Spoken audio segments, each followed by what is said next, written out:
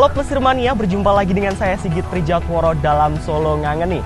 Dan juga Plesir Mania, pada saat ini saya akan ajak untuk berkeliling di kota Solo untuk menikmati keindahan, keunikan dan keanekaragaman yang ada di kota Solo ini. Dan juga saya akan mengajak Plesir Mania untuk berkeliling di Kampung Kauman Kota Solo. Tetapi sebelumnya saya akan tertuju kepada Masjid Agung yang ada di belakang saya ini.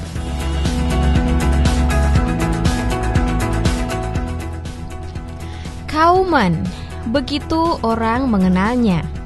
Hampir di setiap daerah di Pulau Jawa terdapat nama Kauman.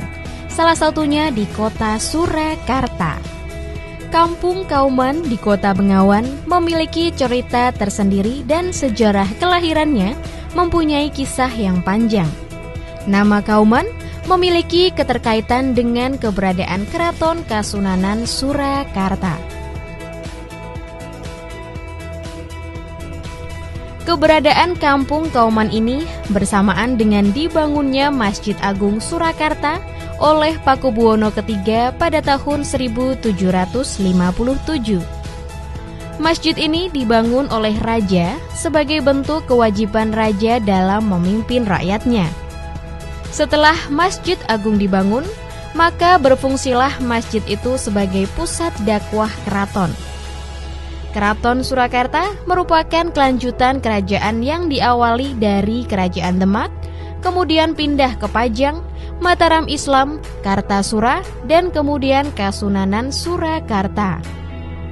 Ketika itu raja disebut sebagai Sayyidin Panatagama Khalifatullah, yang berarti raja selain memimpin kerajaan juga sebagai pemimpin agama agar rakyat dapat hidup dengan damai dan sejahtera. Dalam melaksanakan tugasnya ini, rakyat mengangkat dan menempatkan seorang ahli agama sekaligus sebagai penasehat raja di masjid tersebut.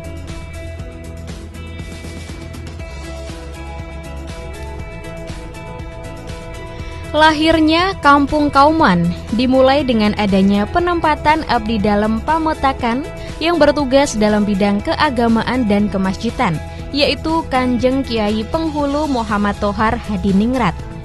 Beliau adalah penghulu dalam di Keraton Dalem Kasunanan Surakarta yang bermukim di sekitaran Masjid Agung Surakarta.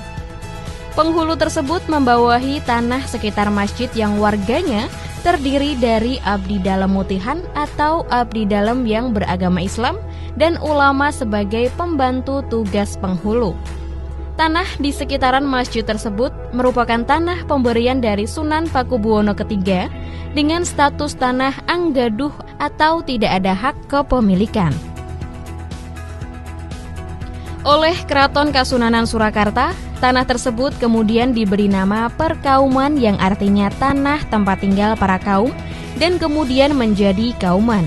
Hal tersebut juga dijelaskan oleh R.M. Sajid dalam Babat Solo yang berbunyi panggenahing abdi dalam ngulama saking pangkat bupati saandahipun sedoyo tumugi kaum naminipun Kampung Kauman.